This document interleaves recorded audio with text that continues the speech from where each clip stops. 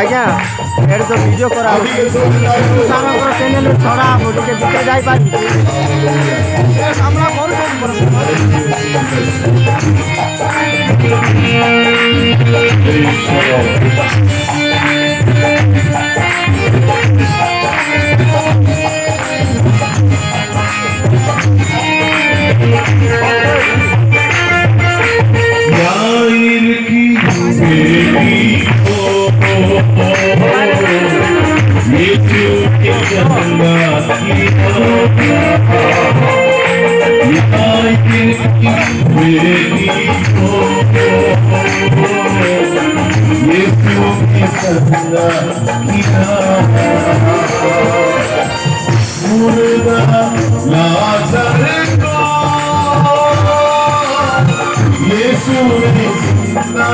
किया मुर्दा लाज़र को यीशु ने जिंदा किया मुर्दे भी उठे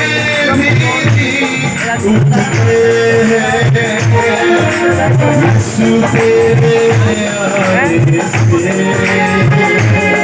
यीशु तेरे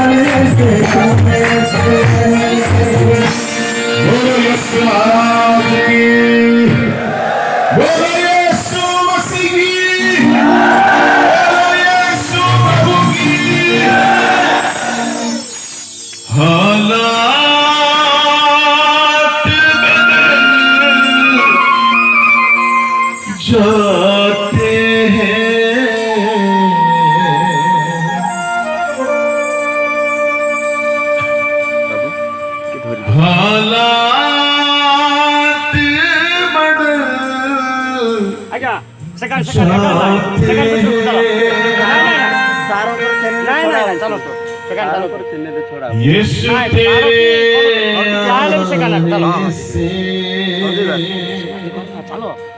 समस्ते अपना चौकी बंद करू जो ठारे प्रभु थांती सेठारे परिस्थिति बदली जाए ଯେଉଁଠାରେ ପ୍ରଭୁ ଉପସ୍ଥିତ ଥାନ୍ତି ସେଠାରେ ରୋଗର ଶରୀର ବଦଳି ସୁସ୍ଥ ଶରୀର ହେଇଯାଏ।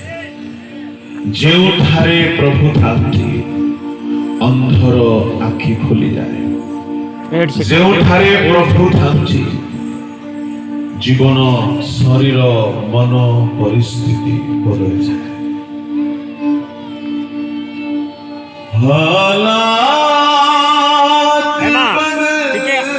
আসবে সারাঙ্ক আসবে जाते আজ্ঞা বসন্ত বসিকির করন্তু हालात बदल जाते यीशु तेरे आने से यीशु तेरे आने से तेरे आने से यीशु आने से यीशु आने से आने से आने से याईर की बेटी को यीशु ने चंगा किया। मुर्दा लाज़र को यीशु ने जिंदा किया। मुर्दे भी जी उठते हैं, मुर्दे भी जी उठते हैं।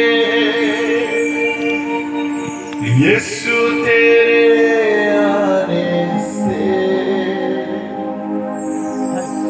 यीशु तेरे आने से तेरे छूने से यीशु के छूने से तेरे छूने से छूने से छूने से प्रभु को स्पर्शरे अंध देखा लगी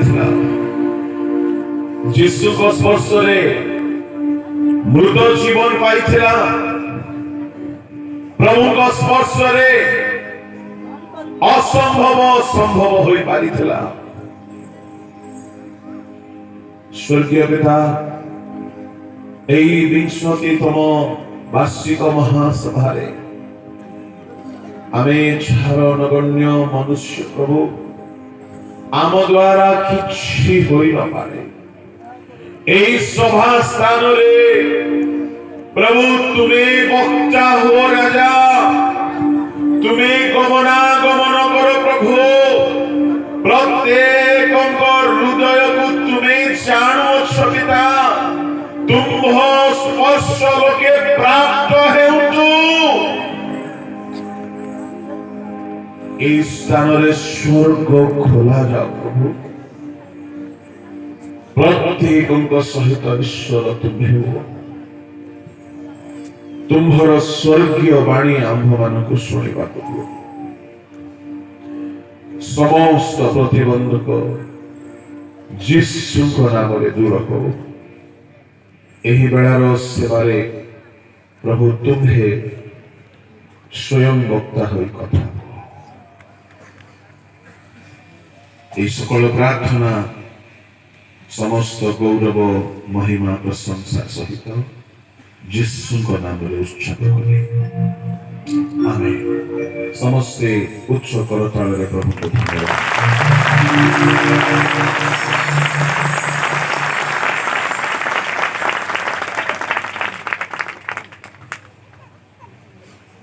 माइक रे ही जे भी पढ़िबे बाइबल पढ़िबे अनेक भाई माने ध्वनि मुद्रांकन वा रेकर्डिंग करुछंती तेणु माइक रे ही पढ़िबे आउ जे केही भी पढ़िबे स्पष्ट भाव में पढ़िबे कौन सी तरबर होइकी भूल पढ़े नहीं आओ जो माने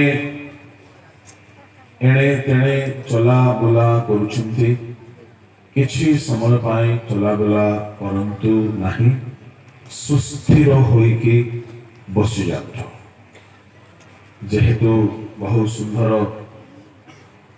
सभा स्थानटी प्रस्तुत होइछि बसिबा पाई तले पाळ खरा दाउरु रक्षा पाई डाळ उभय अछि तेणु समस्ते बसी जातु आउ जेते दुकान गुड़ा को भी एबे चली कहीं दुकान आड़ को जानतु नहीं ए समय एठारे प्रभु को दुकान खुला है प्रभु को दुकान रु आमे किछि किछि किनिबा बिना मूल्य रे किनिबा आउ आशीर्वाद पाइबा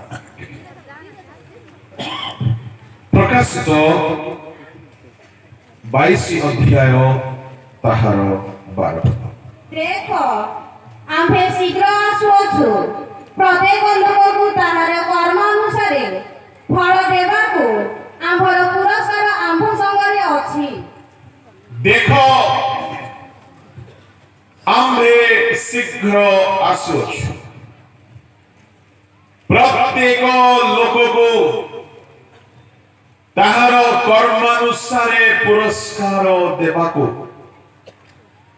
प्रतिफल परमेश्वर संगरे नेकी आसुछते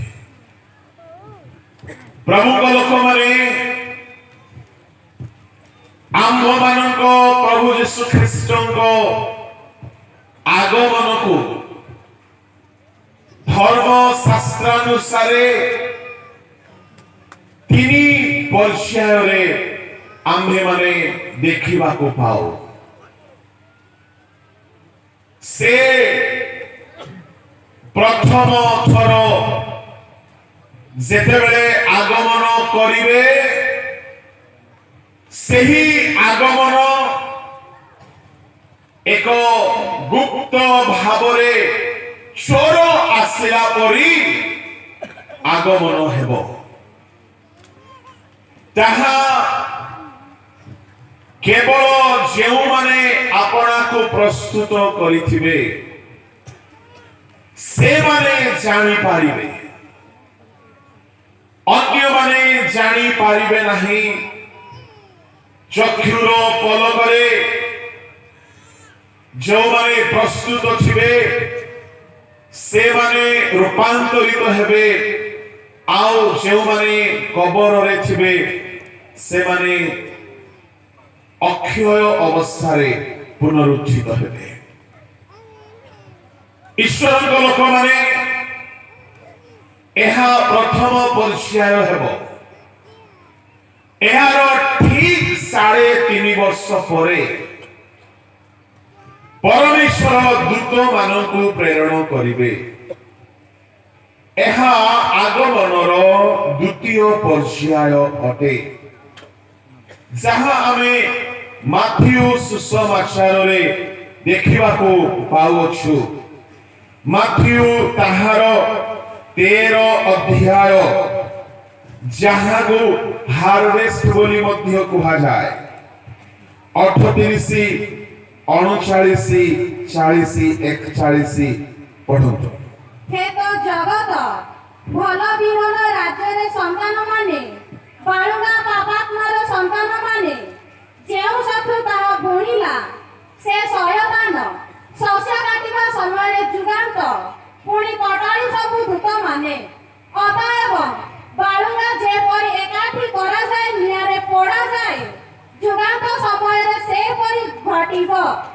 मनुष्य पुत्र आपना दूत मानकु प्रेरण करिवे आउ से माने ताहाक राज्यरु समस्त विघ्नजनक विषय ओ अधर्मचारी मानकु संग्रह करिवे एहा जुगांत समयर कथा जेतेबेले जुगांत समय उपस्थित हेबो परमेश्वर शस्य क्षेत्र रे थिबा शस्य को काटिबा पाई जे प्रकार कटाली मानकु पठा जाए परमेश्वर से प्रकार दूत मानकु पठाइबे आओ दूत माने कटाई माने काटिला परी शस्य संग्रह करिवे आओ बाळुंगा गुड़ाक एकाठी कराजिबो नियारे पोड़ा जीवा निमंते जुगांत समय से परि घटिबो एहा को हार्वेस्ट बोली कहा जाए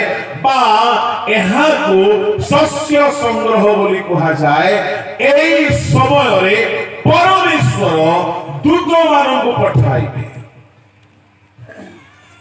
यार ठीक 3.5 वर्ष परे प्रकाशित एक अध्याय रे जहा लेखा अछि प्रकाशित एक अध्याय बाहर करंतु ताहार पढ़ंतु 7 पद रे एहा यीशुको आगमनर तृतीय पक्ष से मेघमालारे आगमन करूछंती प्रत्येक चक्षु ताहाଙ୍କୁ दर्शन करिवो जेउमाने ताहाଙ୍କୁ पिंधिथिले से माने मध्य दर्शन करिवे आ पृथ्वीर समस्त गोष्ठी ताहाଙ୍କ आगमन सकाशे विलाप करिवे हां आमेन आमेन प्रभु यीशु का आगमन 3 पर्याय रे विभक्त आउ थरे मो आपण मानकु स्पष्ट करि देबा पई चाहे प्रथम पर्याय रे चक्षुर पलक रे जेउ माने आम्भे माने प्रस्तुत होई कि छिबा आम्भे माने रूपांतरित होई छिबा ताहा तुरी ध्वनि समय रे घटिबो जेउ माने कबर साई होई कि छिबे से माने अक्षय अजर एवं अमर अवस्था रे उठिबा हेबे आ मध्य आकाश रे प्रभु को साक्षात करिवे ताहा मेष शावकको विवाहर समय प्रभु को नाम धन्यवाद हे प्रभु को लोक माने तापरे भंड ख्रीष्टर जेतेबेले साम्राज्य आरंभ हेबो 3.5 वर्ष परे परमेश्वर ताहाको दूत मानकु पठाइबे आउ ताहाको जिहुदा मध्य गोटे कथा कहंती परंतु जिहुदा तार 15 पद रे देखो प्रभु समस्तकर विचार करिबा निमंते पुणी अधार्मिक लोक समस्ते निज निज अधार्मिकता रे केउ सब अधर्म कर्म करि अछंती ओ अधार्मिक पापी माने ताहाको विरुद्ध रे केउ सब कटु कथा कहि अछंती से समस्त विषय रे से मानकु दोषी करी दंड देवा निमंते आपण अयुत साधुक सहित आसु अछंती अयुत साधुक सहित आसीबार गोटे समय अछि दूत मानक सहित आसीबा कथा बाइबल आम मानक स्पष्ट करूछि मेघ मालरे जेतेबेले से आसीबे प्रभु को लोक माने समस्त चक्षु ताहाको देखिबो समस्त साक्षात रे से प्रकाशित हेबे एहा आगमनर शेष पर्यायटे सेतेबेले से पृथ्वीर विचार करिबा पई आसीबे ताहाको सम्मुख रे पृथ्वी ठिया हेई पारिबो नाही ताहाको सम्मुख रे आकाश मंडल रहिबो नाही प्रकाशित ताहार 20 अध्याय रे जेतेबेले प्रभु यीशु ख्रीष्ट विचार करिबा पई आसीबे सेतेबेले कोन हेबो पढंतु 20 अध्याय तार 11 पद टिके पढंतु तत्परनु गोटिए बृहत् श्वेतवर्ण सिंहासन ओ तदुपविष्ट व्यक्तिको दर्शन कली ताहाको सम्मुखରୁ पृथ्वी ओ आकाश मण्डल पळला से मानव निमंते आउ स्थान मिलिला नाही पृथ्वी रहिबो नाही आकाश मंडल रहिबो नाही प्रभु को लोक माने तेबे प्रभु यीशु ख्रीष्ट विचार करिबा पाई जदि आसु छथि सेही आगमन केउ जागा को आसीबे बोलो यीशु मसीह की जय हालेलुया से गुप्त चोर करी आसिला बेले को पृथ्वी थिबो दुई जण शଯ୍ୟାରେ थिबे जणे उठाई निया जिवो दुई जण क्षेत्र रे थिबे जण को उठाई निया जिवो दुई जण कर्म क्षेत्र रे थिबे चकी पेसुथिबे जण को उठाई निया जिवो पृथ्वी रो लोक मान को उठाई निया जिवो किंतु जेतेबेले से मेघमाल रे विचार करबा पई आसीबे जेतेबेले से अयुत अयुत साधुଙ୍କ सहित विचार करबा पई आसीबे तांको विचारर भयंकरता सामना रे ए पृथ्वी आउ रहिबो नै आकाश मंडल आउ रहिबो नै तेबे प्रभु को लोक माने से केउ जागा को आसीबे जेतेबेले से विचार करबा पई आसीबे पृथ्वी को तो आसीबे नाही काहे की माने पृथ्वी रहिबो नै आकाश मंडल रहिबो नै आसंतु जे विचार करबा पई जेतेबेले आसीबे सेतेबेले से केउ ठाकु आसीबे बाहर करंतु गीत संहिता रे ताहा स्पष्ट लेखा अछि गीत संहिता ताहार 50 अध्याय 1 2 3 पद पढନ୍ତୁ परमेश्वर सदाप्रभु परमेश्वर कथा कहि अछंती ओ सूर्यर उदय स्थान ठारू शनिर अस्त स्थान पर्यंत से पृथ्वी की आधार करि अछंती सौंदर्यर सिद्धि स्वरूप सिंहन ठारू परमेश्वर प्रकाशित होई अछंती आम्भमानकर परमेश्वर आसीबे ओ नीरव रहिबे नाही ताहाक सम्मुखरे अग्नि ग्रास करिबो ओ ताहाक चतुर्दिग अत्यंत झड़मय हेबो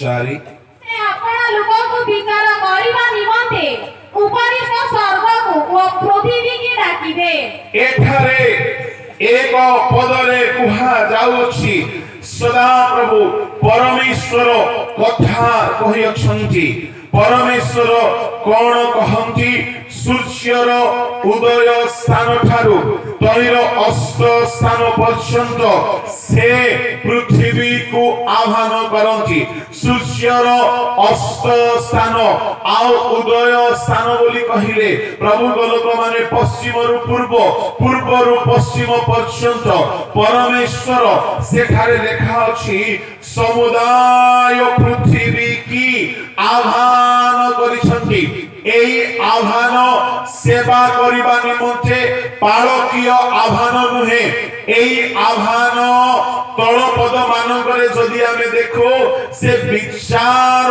करिबा पाई पृथ्वीर एक कोणरू आर कोण पर्यंत समुदाय पृथ्वीर लोक मानकु से डाकरा देबे आह्वान करिबे आ दुई पदरे कुहा गला ठीक दुई पद पढंतु सौंदर्यर सिद्धि स्वरूप सिंहन ठारू परमेश्वर प्रकाशित होई अछंती परमेश्वर सियन ठारू प्रकाशित हेबार अर्थ होछि जोएल 3 रो 17 गीत संहिता 48 रो 1 2 रे परमेश्वर सियोन रे बसवास करंती टिके पढि देउछु आम्भमानक परमेश्वरक नगर रे ताहाक पवित्र पर्वत रे सदा प्रभु महान ओ अत्यंत प्रशंसनीय उत्तर दिगस्थ सियन पर्वत उच्चतारे मनोहर समग्र पृथ्वीर आनंदजनक महाराजांकर नगर महाराजा सदा प्रभु को नगरर नाम हेउछि सियोन नगर जोएल 3 रो 17 रे मध्य ताहा लेखा अछि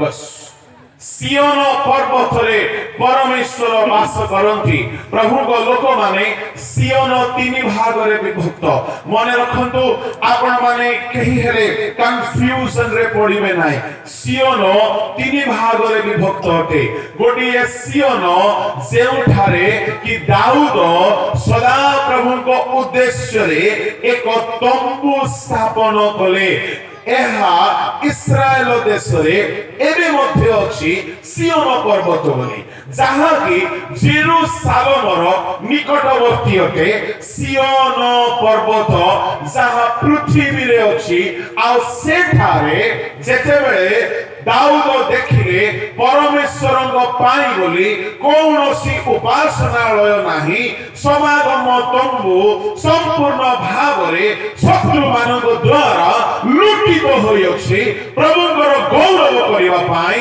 ଆଉ ସେବା ଉପାସନା କରିବା ପାଇଁ କୌଣସି ସ୍ଥାନ ନାହିଁ ନିୟମ ସିଦ୍ଧ ଓବେଦ ଇଦମର ଘରେ ଅଛି ଆଉ ଭିନ୍ନ ଭିନ୍ନ ସ୍ଥାନରେ ଶତ୍ରୁମାନଙ୍କ ଦ୍ୱାରା ସମାଗମ ତମ୍ବୁ लुटित होइछि सेतेबेले दाऊद स्थिर कले मु प्रभुको पई गोटिए आवास तंबू निर्माण करिवि मसांग तंबू तीन भाग थिला प्रांगण पवित्र स्थान महापवित्र स्थान किंतु दाऊदको तंबू केवल गोटिए स्थान थिला महापवित्र स्थान केवल नियम सिंधुको सेठारे रहुथिला आउ दाऊद जेतेबेले ओबेद इदम रो गृहरु से सब मो बेसी कहिबा पई चाहू नाही ओबेद इदम रो गृहरु द्वितीय सामुएल 7 अध्याय रे जेतेबेले नियम सिंधु को नै कि से निसे दिहारी करिथिबा सियोन पर्वत रे जे तंबू थिला सेई तंबू को जेतेबेले से नै कि आसिले सेतेबेले से गोटिए नियम स्थापन कले किए ताहांको पर्वत आरोहण करिवो किए ताहांको पर्वत आरोहण करिवो जेतु सदा प्रभुकर तंबू सियोन पर्वत रे स्थापन करिथिले आओ से पर्वत रे समस्ते जाई पारिबे नै एणु गीत संहिता 24 अध्याय गीत संहिता 15 अध्याय रे दाऊद नियम बनै देले समस्ते जाई पारिबे नाही जेतु परमेश्वर स्वयं सियोन पर्वत रे दाऊदको तंबू मध्य रे बसवास करुथिले प्रभु को लोक माने एणु करी दाऊद कहिले हे सदा प्रभु तुम आवास रे किए प्रवास करिवो जेहेतु याजक माने देखा जाउ नथिले लेवी माने पथभ्रांत हेथिले दाऊद लेवी वंशजात नहेले हे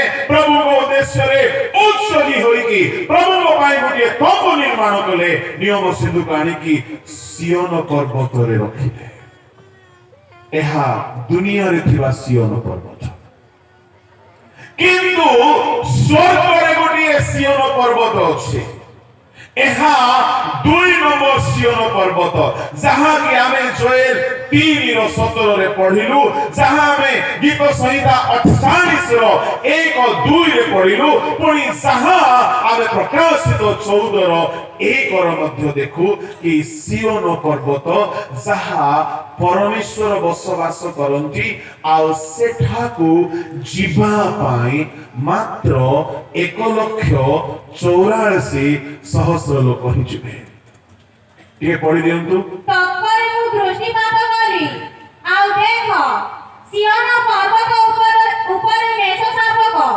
आउ जेउ मानक कपाल रे ताहाक नाम ओ ताहाक पिताक नाम लिखित थिला एपरि 1,84,000 लोकଙ୍କୁ ताहाक सहित दंडायमान थिबार देखिली एहा द्वितीय सियोन अटे जहा कि स्वर्ग रे प्रिय ईश्वर को लोक माने आमे गोटे गीत रे गाओ कोन गाओ हिंदी गीत गोटे गाओ हम ओडिसा रे समाधि बेल को कोन कोन गीत गाउछंती कि किंतु हिंदी भाषावादी राज्य मान करे कबर दिया गला बेले गोटे गीत गाउछ को गीत गांती एटा ओडिया रे कथे गांती हिंदी भाषावादी माने गोटे गीत गाउछ को गीत दुख जो हमारे यहाँ ना होंगे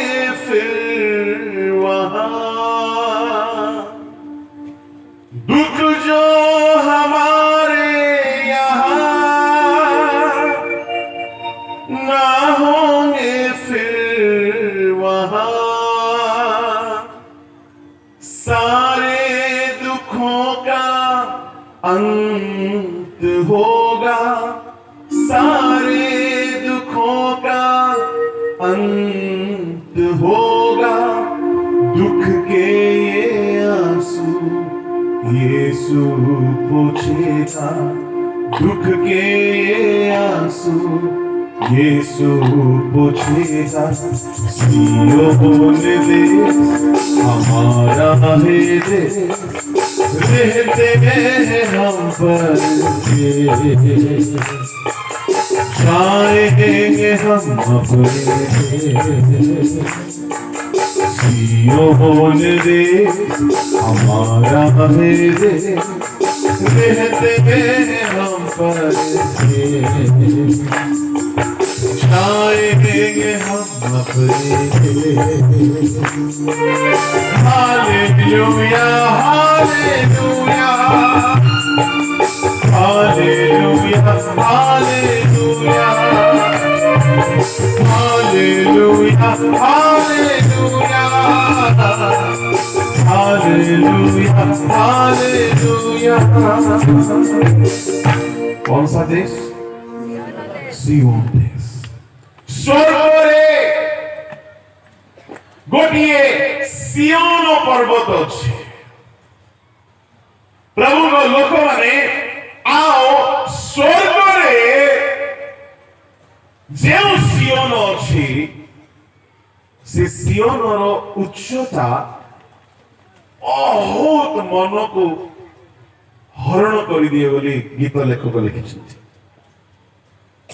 स्वर्गरे जो नूतन यरूशलेम अछि, जो सियोन अछि, तार उच्चता, तार दैर्घ्य, तार प्रस्थ टिके पढ़ी दियंतु।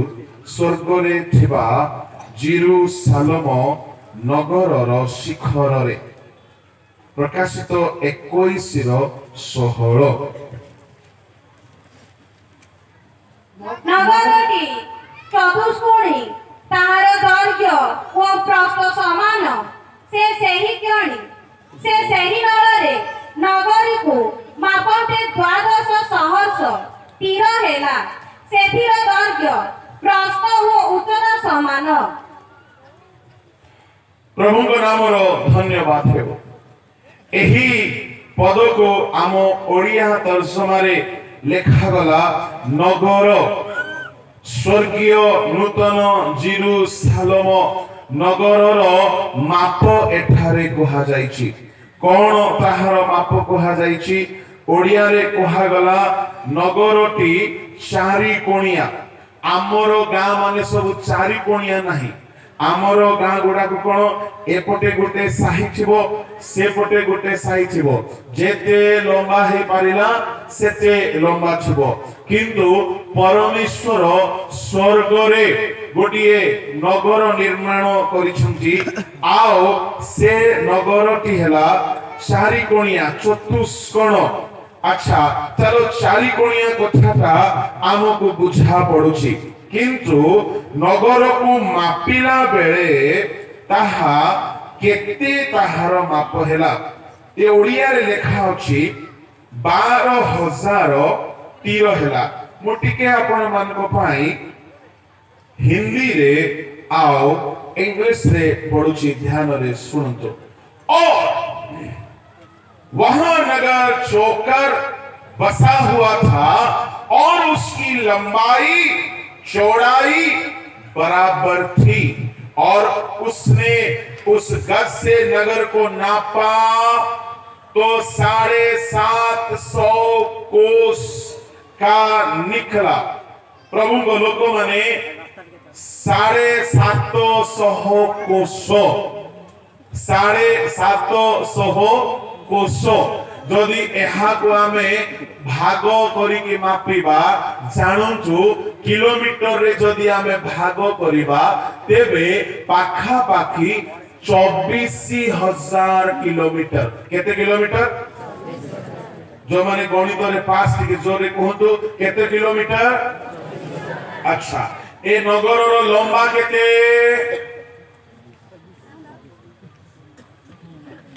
ए नगर चतुष्कोण 2000, 24,000 कहली मध्ये 24,000 भूल कहली 2400 24,000 नहीं 2400 2400 किलोमीटर पाखापाखि अप्रोक्सीमेटली प्राय 2400 किलोमीटर ए नगर तुराणी पानी नगर लंबा केते 1 किलोमीटर भी हेबो कि नहीं चौड़ा केते किछि मीटर हेबो किंतु स्वर्ग रे जेउ नगर आम मानक पाई परमेश्वर निर्माण करूछंती तार लंबा हेउछि प्राय 2400 किलोमीटर लंबा तार चौड़ा केते 2400 किलोमीटर चौड़ा तार लंबा 2000 प्राय 400 किलोमीटर तार चौड़ा प्राय 2400 किलोमीटर अच्छा लंबा है गला चौड़ा है गला तार उच्चता केते 16 पद पढ़ो नगरटी चतुष्कोण ताहार दैर्घ्य ओ प्रस्थ समान से सेही नଳରେ नगरକୁ ମାପନ୍ତେ ଦ୍ୱାଦଶ ସହସ୍ର ତୀର ହେଲା ସେଥିର ଦୈର୍ଘ୍ୟ ପ୍ରସ୍ଥ ଓ ଉଚ୍ଚତା ସମାନ ଦୈର୍ଘ୍ୟ ପ୍ରସ୍ଥ ଆଉ ଗୋଟିଏ ସବୁ ओ माय गॉड मोर मस्तिष्क काम करू नाही नगर लंबा प्राय 2400 किलोमीटर नगर चौड़ा प्राय 2400 किलोमीटर नगर उच्चा केते 2400 किलोमीटर बोली कहिले गली कथारु कन्याकुमारी पाखापाखि माने एथे बड़ नगर हेले भाबी देखंतु एमिति जीवा पाई हेले उड़ा जहाज रे पाखा पाखी 3 घंटा लागिवो जहाज रे 3 घंटा लागिवो ट्रेन रे गले पाखा पाखी 3 दिन लागुची पाखा पाखी 3 दिन लागुची जहाज रे गले 3 घंटा लागुची ता माने स्वर्ग रे प्रभु गोटिए नूतन जेरूसालेम बनै छंती जार लंबा पाखा पाखी 2400 किलोमीटर प्रभु लोक माने लंबा ठीक अछि किछि असुविधा नै हम समस्त पई गोटिए गोटिए घर हुए तो से ठारे थिबो चौड़ा भी भलो अछि ता माने बहुत चौड़ा अछि किंतु उच्चा भी सेतिकी ता माने स्वर्ग रे जो नगर तयारी हेछि तार उच्चा भी पाखा पाखी 2400 किलोमीटर उच्चा बिल्डिंग बुर्ज खलीफा ता सामने रे किछि नाही जेहेतु आम परमेश्वर स्वर्ग रे जे नगर तयारी करिसंती तार उच्चा मध्य 2400 किलोमीटर उच्चा ताहेले स्वर्ग रे से नगर रे जीवा पाई हेले सीढ़ी चढ़ के गले तो अवस्था खराब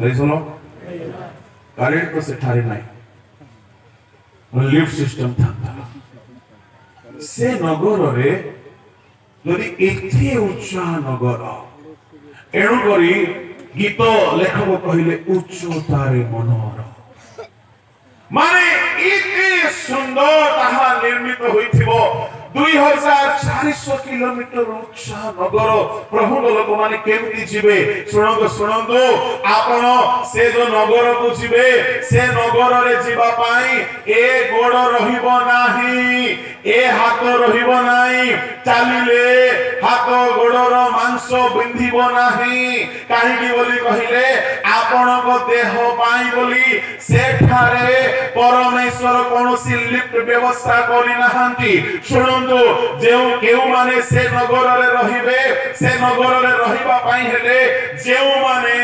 पुनरुत्थित हेइथिबे जेउ मानक शरीर अमर हेइ जाइथिबो अक्षय हेइ जाइथिबो रूपांतरित हेइ जाइथिबो ए मर शरीर नथिबो ए मांस नथिबो जेमिति यीशु को शरीर जेमिति दूत मानक शरीर सेमिति जो शरीर आमे पाइथिबा से शरीर को लिफ्ट दरकार नाही से शरीर को पांच दरकार नाही जेमिति यीशु कहा को न कहि कि नीचे उठी कि छाली गले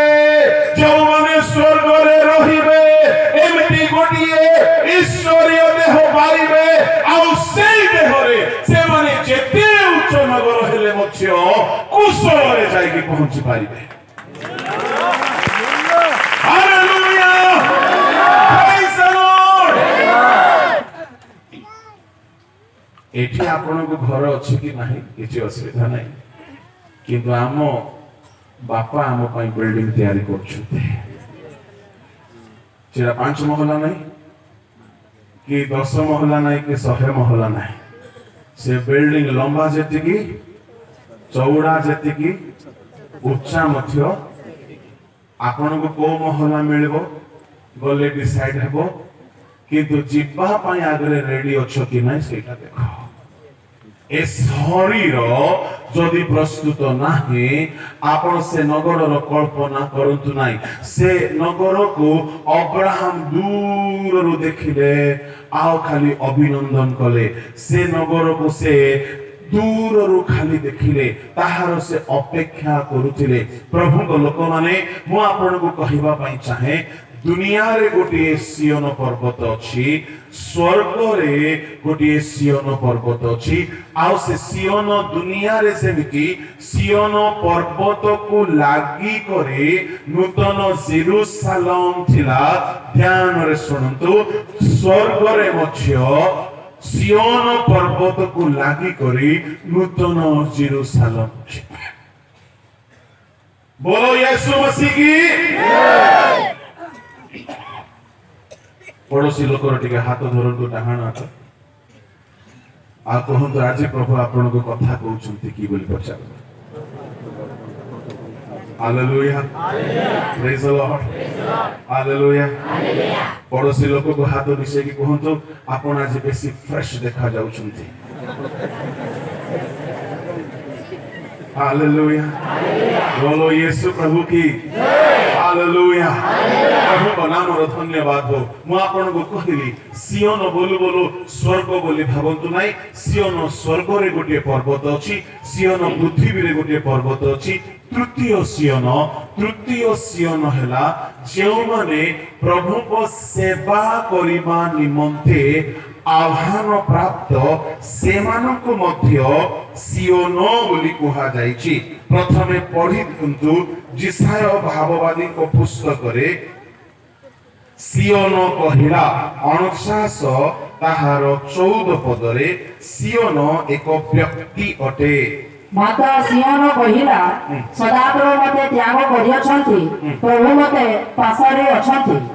सियोन कहिला सदा प्रभु मते त्याग करिछंती, पासरी अछंती।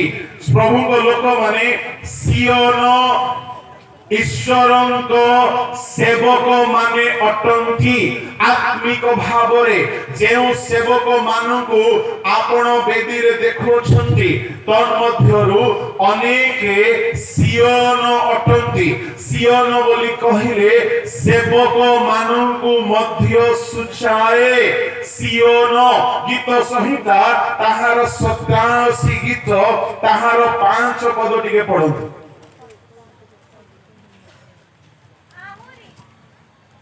आहुरी सियोन विषय कुहाजिब ए जण ओ से जण तही मध्यरे जाता हेले। इंग्लिश रे लिखा जाए कि born in Zion, ता माने सियोन रे जन्म हेबा। प्रभु को लोक माने जेउ माने प्रभु को सेवा निमंते उत्सर्गीकृत होंती, पूर्ण कालीन सेवा निमंते जेउ माने आपना आपना को डेडिकेट करंती, से माने पृथ्वी रे रहिथिबा बंचिथिबा सियोन अटंती। मु आपन को कहिबा पई चाहे ईश्वर को लोक माने स्वर्गर सियोन देश पाई आमे एठारे प्रस्तुत हेउछु, किंतु धरा पृष्ठरे जो माने प्रभु को सेवा करंती से माने एक एक सियोन अटंती। प्रभु को नाम रो धन्यवाद हेउ। जेतेबेले प्रभु यीशु ख्रीष्ट आसीबे, सुनंतु ईश्वर को लोक माने तांकर तीनी गोटी आगमन तीनी गोटी अलगा अलगा स्थान रे हेबो। प्रथम आगमन से पृथ्वी रे थिबा लोक मानकु जेउ माने तांको आगमन पाई प्रस्तुत कोन प्रस्तुति दरकार मुटिके परे कहिबी मंडलीर लोक माननको जेउ माने प्रस्तुत चक्षुर पलकरे से माननको से अदृश्य करी रूपांतर करी नेइछिबे प्रथम आगमन द्वितीय आगमन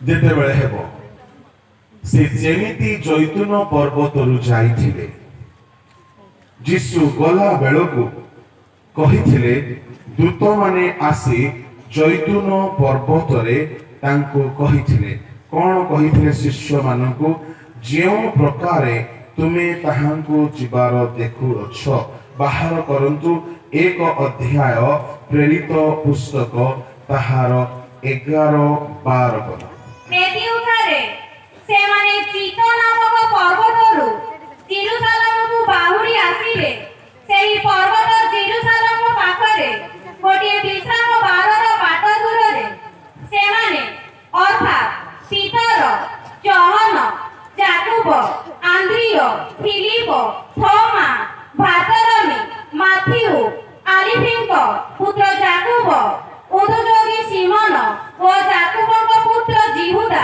11-12 पढुछन्ते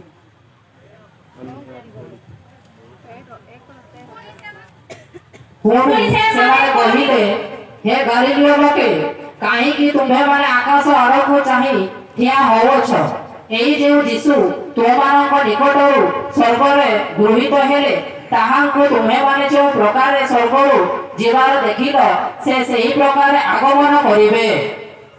ଏଥିଉଠାରେ ସେମାନେ ଜିତ ନାମକ ପର୍ବତରୁ ଜେରୁସାଲେମକୁ ବାହୁଡ଼ି ଆସିଲେ ସେହି ପର୍ବତ ଜେରୁସାଲେମ ପାଖରେ ଗୋଟିଏ ବିଶ୍ରାମ ବାରର ବାଟ ଦୂରରେ ସେମାନେ ଅର୍ଥାତ୍ ପିତର जहाँ कहली ध्यान रे से कहीं पड़े जीशु जेतेबेले स्वर्ग को गले सेतेबेले जीत पर्वतरु से गले ए शिष्य माने पर्वत रे ठिया होई कि जीशु जीवार देखुछंती जेतेबेले जीशु गले कौन हैला खंडे मेघ तांको दूर को नहीं गला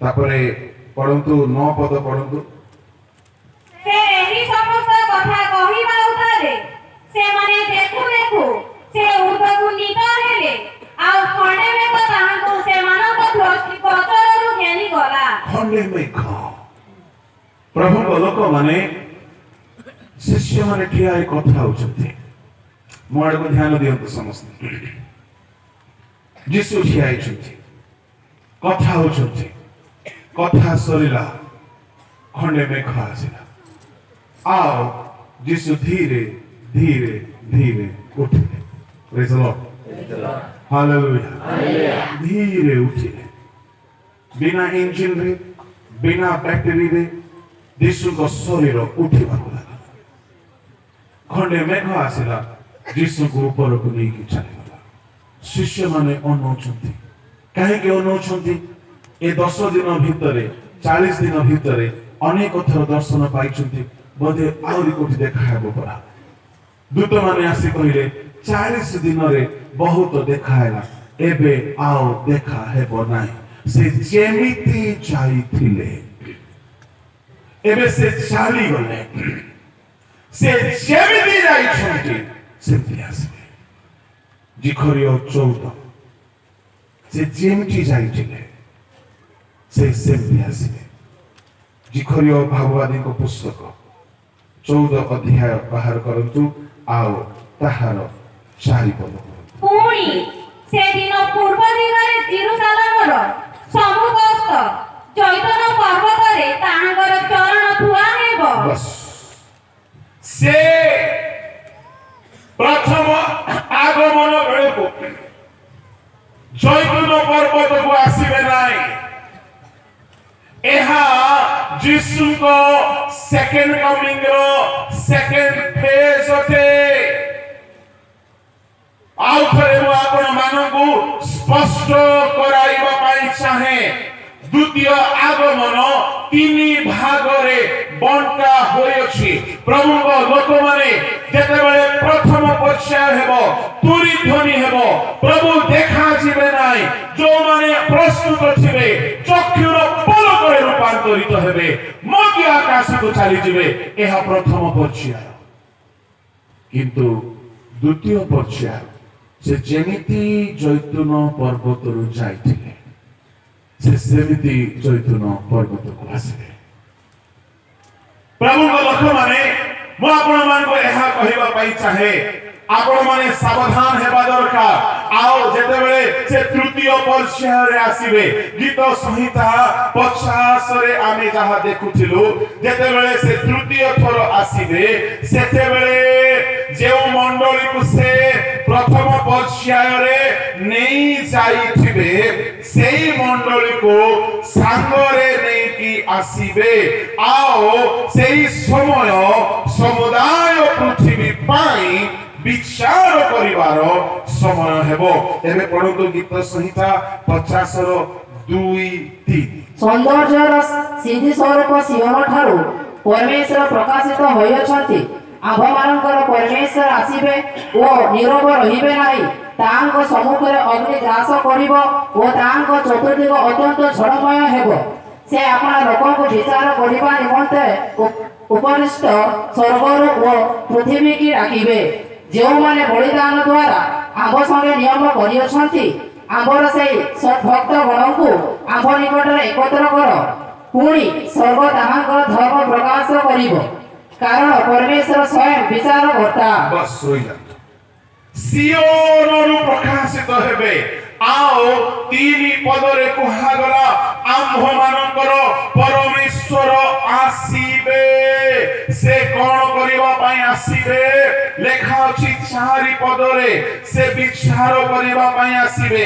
ଯେତେବେଳେ ସେ ବିଚାର କରିବା ପାଇଁ ଆସିବେ, ସେତେବେଳେ ସ୍ୱର୍ଗକୁ ଡାକିବେ, ପୃଥିବୀକୁ ଡାକିବେ।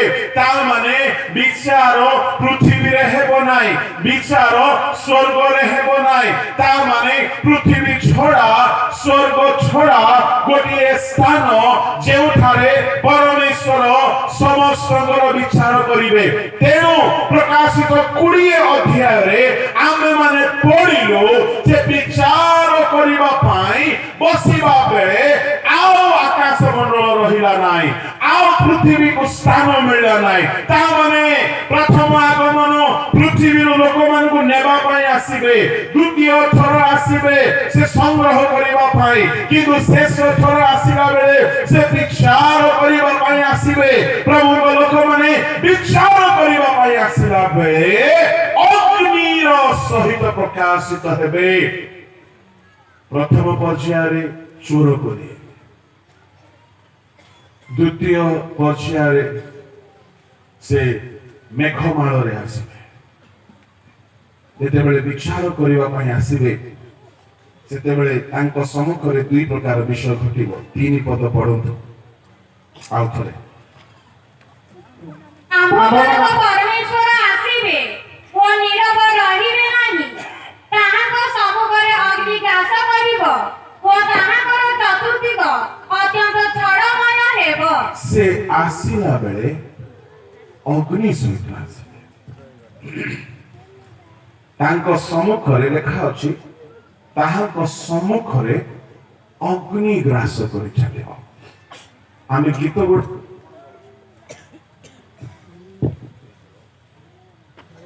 ହାଲେଲୁୟା। ଆମେ ଗୀତ ଗୁଡାକରେ କଣ ଗାଉଛୁ? ଆସୁଛନ୍ତି ଦେଖ ଯୀଶୁ ମେଘମାଳେ, ଚୋର କରି ଆସୁଛନ୍ତି, ମେଘମାଳେ ଆସୁଛନ୍ତି, ଦୂତ ମାନଙ୍କ ସହିତ ଆସୁଛନ୍ତି। ଏ କଥା ଉପରେ ଗୀତ ଲେଖୁନାହାନ୍ତି। କଣ ଏ କଥା? ସେ ଆସିବା ବେଳେ ତାଙ୍କ ସମ୍ମୁଖରେ ଅଗ୍ନି ଗ୍ରାସ କରିବ। ସେ ଯେତେବେଳେ ଆଗମନ କରିବେ, ତାଙ୍କ ଆଗେ ଆଗେ ଅଗ୍ନି ଗ୍ରାସ କରି ଚାଲିବ। ଆଉ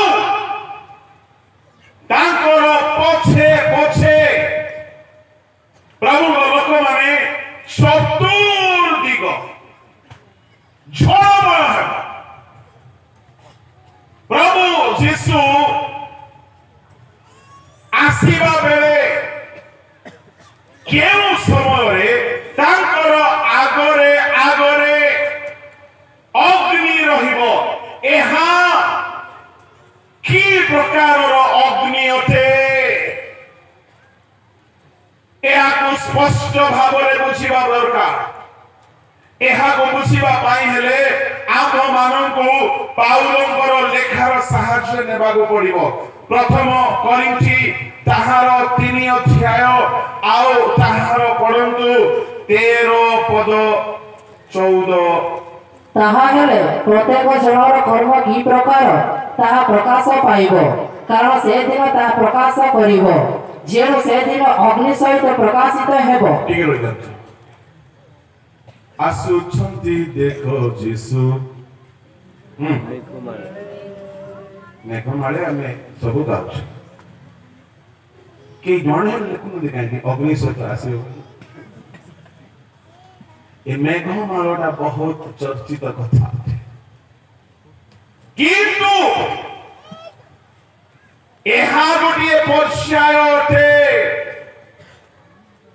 ଗୀତ ସଂହିତାରେ ଯାହା ଲେଖାଗଲା ତାହା ପାଉଲଙ୍କ ଦ୍ୱାରା ଆଉ ଥରେ ପ୍ରଭୁ କ୍ଲିୟର କରିଦେଲେ ଯେ ସେ ଦିନ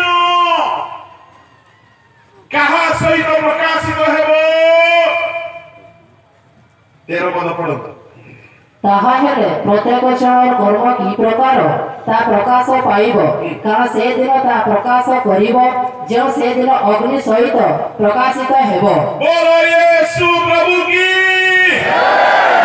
से दिन अग्नि सहित प्रकाशित हेबो। प्रभु लोक माने एहा केउ दिन अटे जेउ दिन से अग्नि सहित रिवील हेबे, प्रकाशित हेबे। अग्नि सहित काहीगी काहीकि अग्नि नेके आसुछंती, काहीकि से अग्नि सहित आसुछंती। प्रभु लोक माने अग्नि सहित आसीबा पछरे गोटिए कारण अछि। कोन से कारण?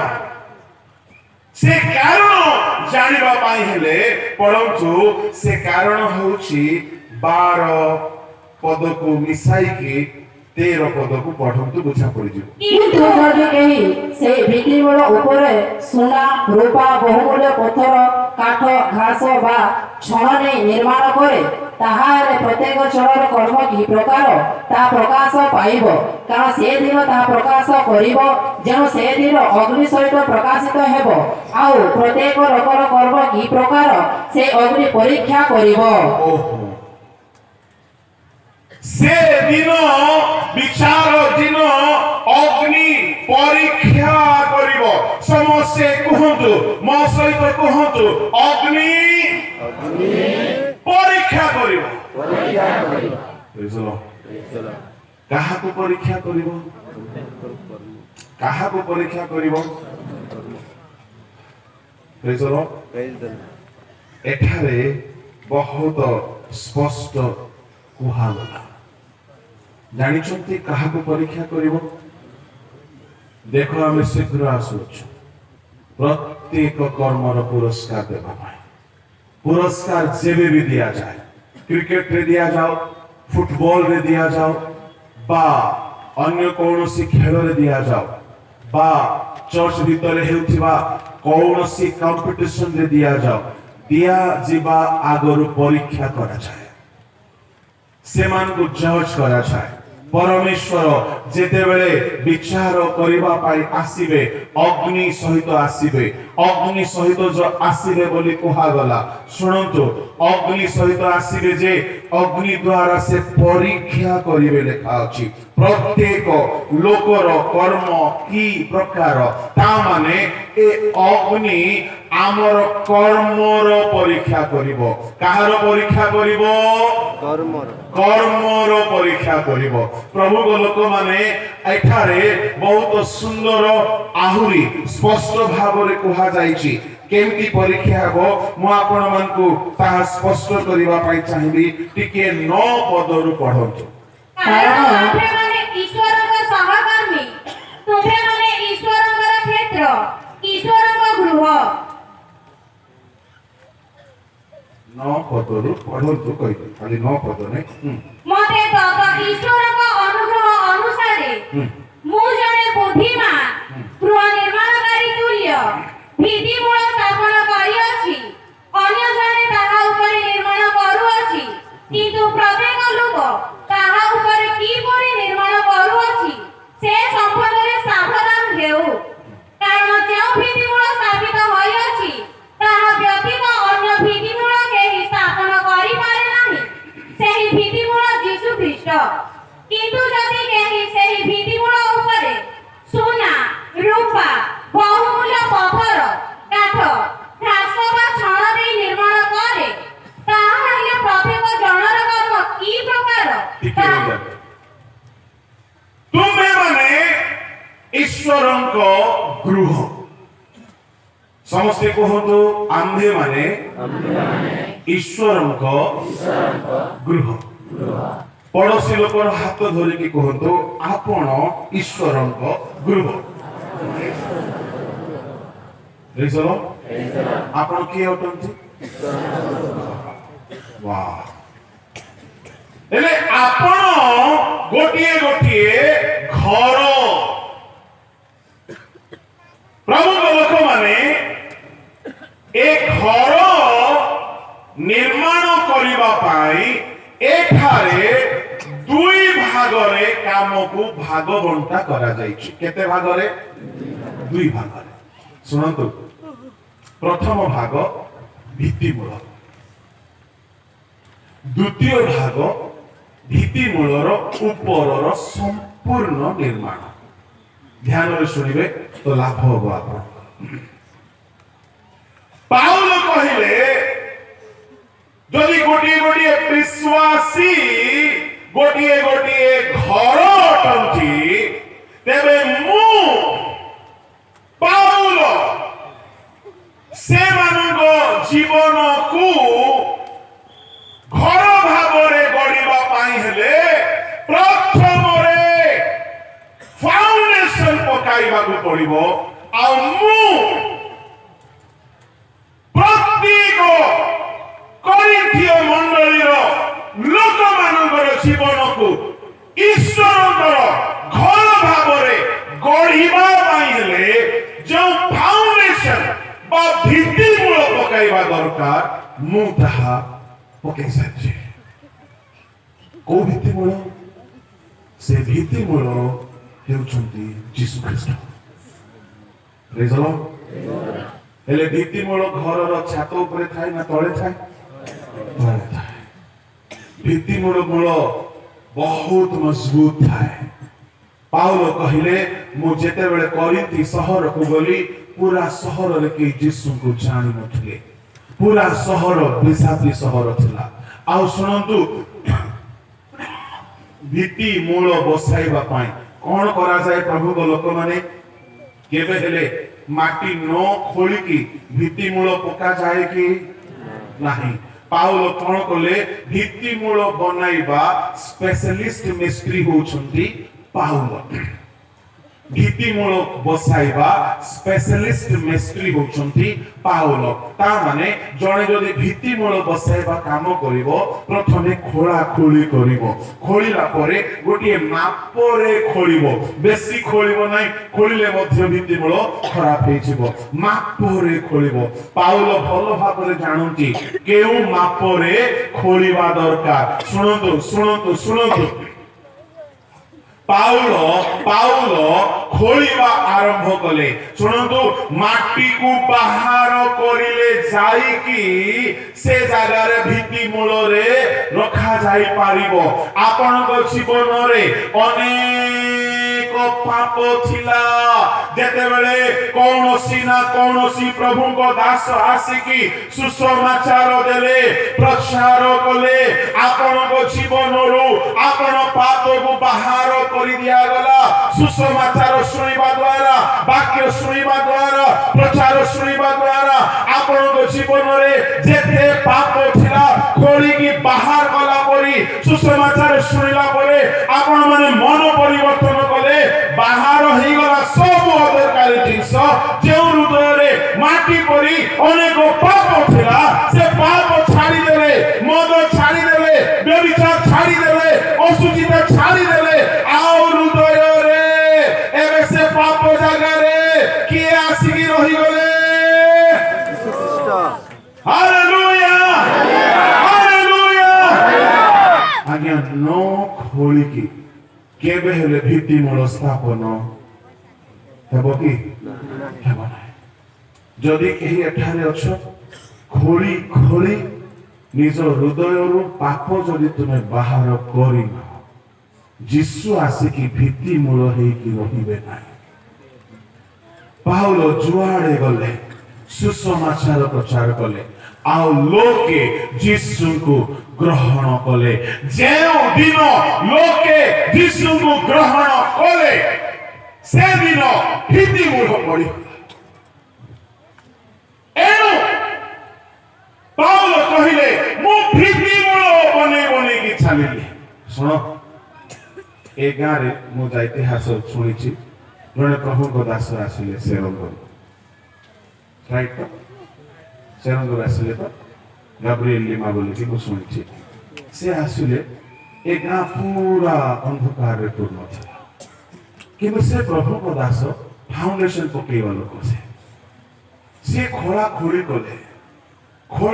कले लोक मान को जीवन रो जहा जहा अदरकारी विषय थिला सब बाहर करा हैला यीशु ख्रीष्ट से मान को जीवन रे फाउंडेशन हे के आसी गले हालेलुया हालेलुया फाउंडेशन पड़िला फाउंडेशन काम भित्ति मूल काम जणे प्रभु को दास करी की पड़े किंतु भित्ति मूल हेउ हेउ घर काम सरी नाही पाउल कहिले मो भित्ति मूल स्थापन करी अछि आउ से भित्ति मूल ख्रीष्ट ता माने भित्ति मूल स्थापन करिवारो सेवा हेउछि विजाति मानव भितरे यीशु को नहीं की जणाइबा प्रचार करिबा से माने यीशु को हृदय रे गोटिए फाउंडेशन भाबरे ग्रहण करिवार अछि फाउंडेशन कहि दिया गया घर ऊपर का तो भांगी हेबो फाउंडेशन केबे प्राय तो लोक भांगंती थोरे यीशु को ग्रहण कलो सब दिन पाई आपण को जीवन रे से फाउंडेशन भित्ति मूल हे कि रहिले आमे समस्त यीशु को ग्रहण करिछु भित्ति मूल कामना सरी जाईछि आपण जानि छथि जो माने आत्मा लाभ करथि एठारे जदि कोनोसी पालक प्रचारक डीकन कोनोसी लेमेन जदि अछंती आत्मा लाभ काम करूछंती आपण हेउछंती फाउंडेशन पकेइबा मिनिस्ट्री आपण को पाखरे खोलिबा पई गोटी अस्त्र थिबो खोला खोली काम आपण भलरे करिवे आपण काउंसिल द्वारा भी काहा का जीवन मद छडी देबे काठरू पाप छडी देबे आपण गीत गाइबा द्वारा प्रचार करिबा द्वारा लोक माने पाप छाडीबे फाउंडेशनल मिनिस्ट्री बा एहा को हमें ना दे पारिबा एवांजेलिकल मिनिस्ट्री जो मिनिस्ट्री रे लोक मान को जीवन रे यीशु ख्रीष्ट फाउंडेशन पड़ी जानके फाउंडेशन भाबरे आसी जानते किंतु फाउंडेशन पकाइला परे पाउल कहिले बाकी काम मोर नाही मु खाली भित्ति मूल स्थापन करी अछि पाउल कोन कहउछंती तार 10 पद टिके पढंतु मते तत ईश्वर को अनुग्रह अनुसारे मु जने बुद्धिमान गृह निर्माणकारी तुल्य भित्ति मूल स्थापन करी अछि अन्य जने ताहा ऊपर निर्माण करू अछि अन्य जने मु फाउंडेशन पकाई देली मोर काम सरीला एबे अलगा मिस्त्री माने आसीबे ऊपर काम करिवे ଶୁଣନ୍ତୁ, ମିନିଷ୍ଟ୍ରି को ଦୁଇ ଭାଗରେ ବଣ୍ଟା ଯାଉଛି ଏଠାରେ।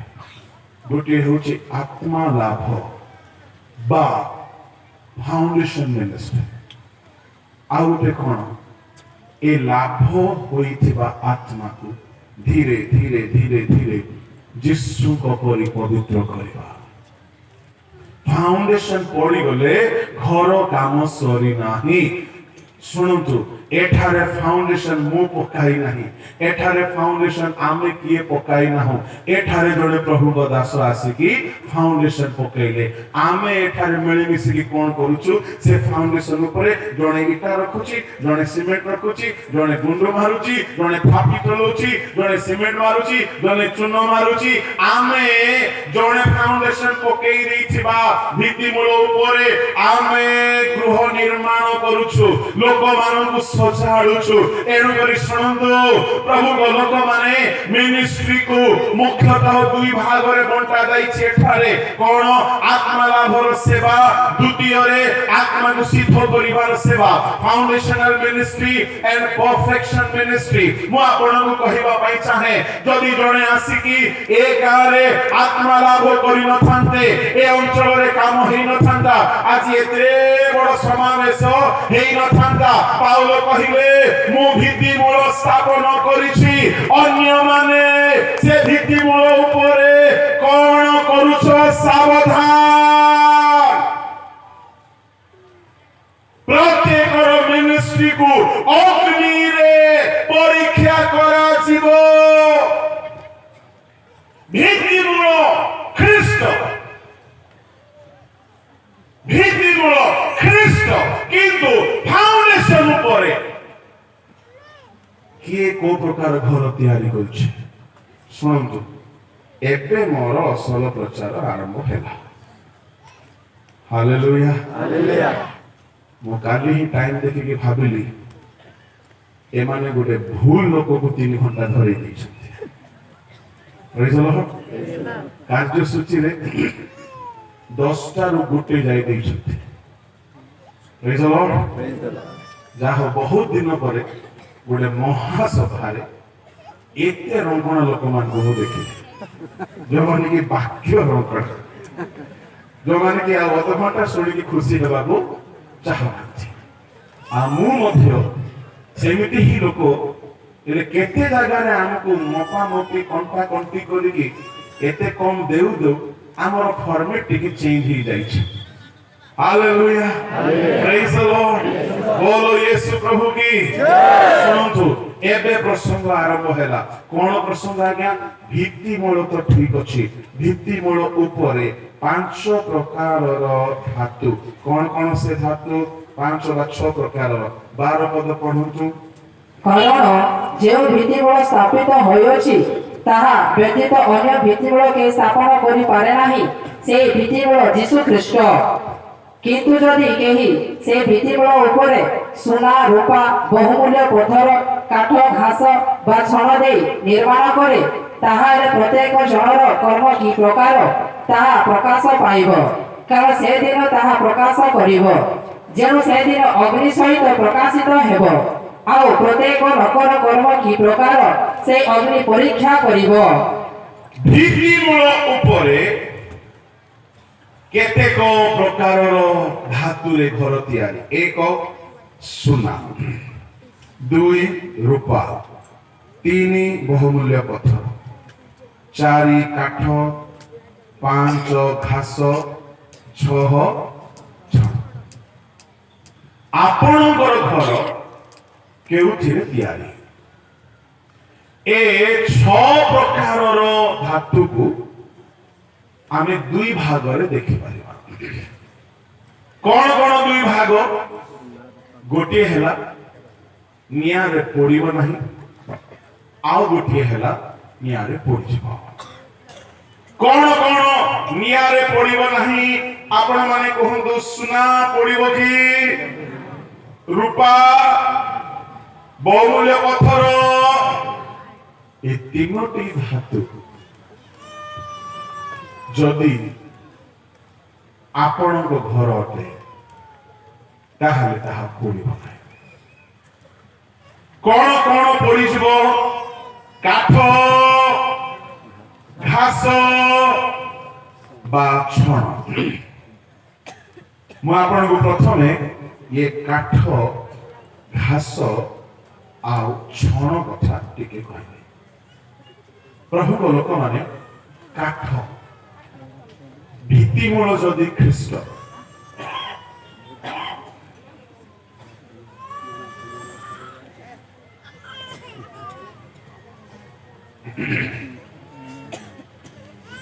भित्तिमूल जदि ख्रीष्ट ताहेले ए काठ कौन अच्छे बोलो यीशु मसीह की हालेलुया हालेलुया सुनो ध्यान रे काठ एक ख्रीस्टीय जीवन जहाँ को अग्नि रे परीक्षा करा आमे समस्त यीशु को पाइछु किए किए यीशु को पाइला परे काठरे घर तैयारी करिछु आज्ञा से दिन केउठिरे परीक्षा हेबो जोरे अग्नि सहित हेले काठरे तैयारी हेतिबा घर तिष्ठिबो कि ए काठर घर आमर कि नाही टिके देखिबा काठ काठ कौन अटे प्रभु को लोक माने काठ आउ गछ मध्यरे पार्थक्य कौन अटे गछ जीवित अटे आउ काठ जोरे को है हाँ मृत मृत जो माने यीशु को पाइला परे हैं मृत विश्वासी ए माने अग्नि रे से दिन प्रकाशित हेला बेलकू सामना करि पारिबे कि हेले आपण कहबे आज्ञा मृत बोले कोन मु आपण को बेसी कथा तो कहिबी नाही मृत विश्वासी लक्षण 3-4 टा कहबी एक प्रथम तिमोथी 5:5 जो विधवा निराश्रय और असहाय से ईश्वर को उपरे भरोसा रखी दिवारात्र निवेदन और प्रार्थना रे प्रभुत्व थाए किंतु जे भोगाड़ी बास रे आसक्त से जीवित थिले हैं मृत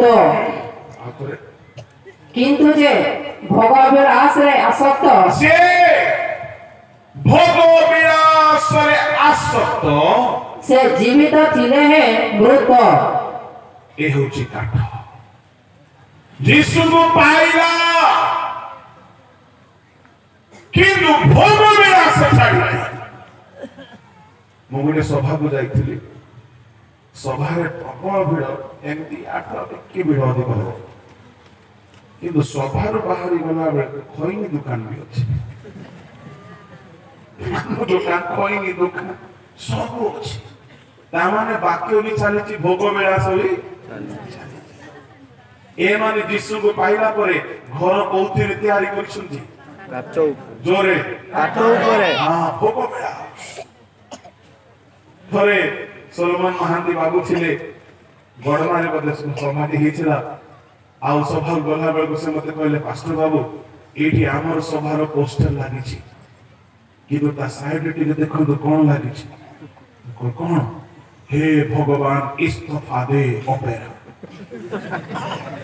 ता माने लोक ए सभा भी अटेंड करन सेटा भी अटेंड करन आम लोक माने बेले बेले सभा करंती मो देखिली 10 वर्ष परे सभा को आसी देखुची बहुत किछि बदले जाईची आम लोक माने बहुत अपडेटेड हे जाईछुंती एडवांस हे जाईछुंती सिस्टम सब चेंज हेची खाली डाळ और पाळ चेंज हे नै बाकी सब चेंज हे जाईची स्टेज भी नवा हे जाईची फूल गछ आसी जाईची आ बढ़िया डेकोरेशन हेची सब बढ़िया हेची साउंड सिस्टम तो सुपर डुपर हेची ସବୁ ଭଲ ହେଇଛି ପ୍ରଭୁଙ୍କ ଲୋକମାନେ ଏ ସବୁ ଭଲ ହେଉ ଯଦି ଭୋଗ ବିଳାସ ଯଦି ଛାଡ଼ି ନା ତାହେଲେ ଭିତ୍ତିମୂଳ ଉପରେ ଆମେ କାଠର ଗଛ ଘର ତିଆରି କରୁଛୁ ଆଉ ସେଦିନ କୋଉଥିରେ ତିଆରି ହେବ ସେଦିନ କୋଉଥିରେ ପରୀକ୍ଷା ହେବ ଭୋଗ ବିଳାସ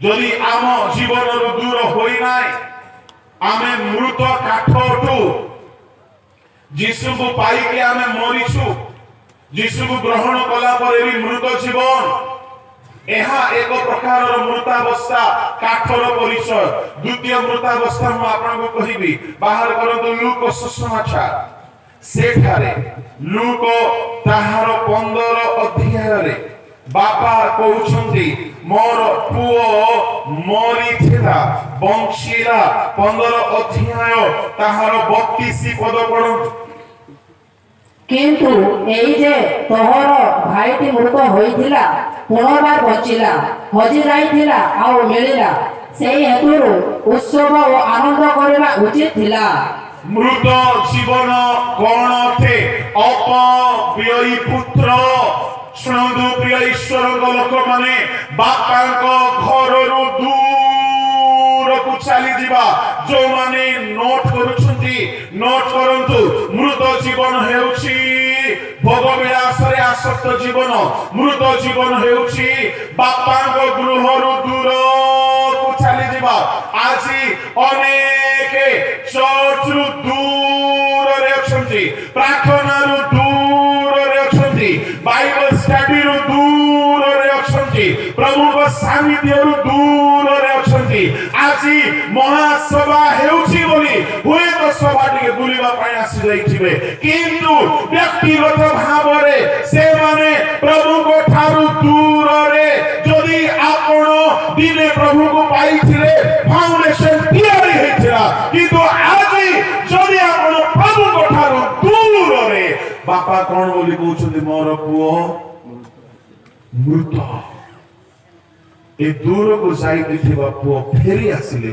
ପୁଅ ଜୀବିତ ହେବ ଯଦି ଆଜି ଆପଣ ପ୍ରାର୍ଥନା ଠାରୁ ଦୂରରେ ପ୍ରଭୁଙ୍କ ଠାରୁ ଦୂରରେ ପ୍ରଭୁଙ୍କ ଲୋକମାନେ ତାହା ଗୋଟେ ମୃତ ଜୀବନ এই ମୃତ ଜୀବନର ତୃତୀୟ ଲକ୍ଷଣ ହେଉଛି ବ୍ୟଭିଚାରୀ ଜୀବନ ପଢନ୍ତୁ 30 ପଦ ଲୁକ 15 ପଦକୁ ପଢନ୍ତୁ ସେଠାରେ ଲେଖା ଅଛି ସେ ପୁଅକୁ କାହିଁକି ମୃତ ବୋଲି କୁହାଗଲା କିନ୍ତୁ ତୁମର ଏହି ଯେଉଁ ପୁଅ ବେଶ୍ୟାମାନଙ୍କ ସହିତ ତୁମର ସର୍ବସ୍ୱ ଖାଇ ଉଡ଼ାଇ ଦେଇଅଛି ଯେତେବେଳେ ସେ ଆସିଲା ସେତେବେଳେ ତୁମ୍ଭେ ତାହା ପାଇଁ ଗୋଟେ ବାତୁରି ମାରିଲ ସେ ବେଶ୍ୟାମାନଙ୍କ ସହିତ ଉଡ଼ାଇ ଦେଇଥିଲା ତା ମାନେ ଏ ପୁଅ ଅଭିଳାଷରେ ଭୋଗ ବିଳାସରେ ବ୍ୟଭିଚାରରେ ନଷ୍ଟ ହୋଇଥିବା ପୁଅ କିନ୍ତୁ ଏ ପୁଅ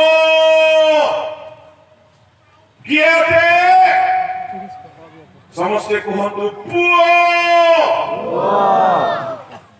କେମିତି ପୁଅ ବ୍ୟଭିଚାର ବାପାଙ୍କ ଘରୁ ଦୂରକୁ ଯାଇଥିବା ପୁଅ ଆଜି ଏଠାରେ ଅନେକ ଅଛନ୍ତି ବାଇବଲ ଧରିକି ଆସିନାହାନ୍ତି ନାଇଁ ଆସିଛନ୍ତି ସଭାକୁ ଏଇଟା ଗୋଟେ ଛୋଟ ଲକ୍ଷଣ ଗୀତ ବହି ବାଇବଲ ଖାତା ପେନ୍ ନଥାଉ ପଛକେ ଗୀତ ବହି ବାଇବଲ ଏହା ଥିବାର ଅଛି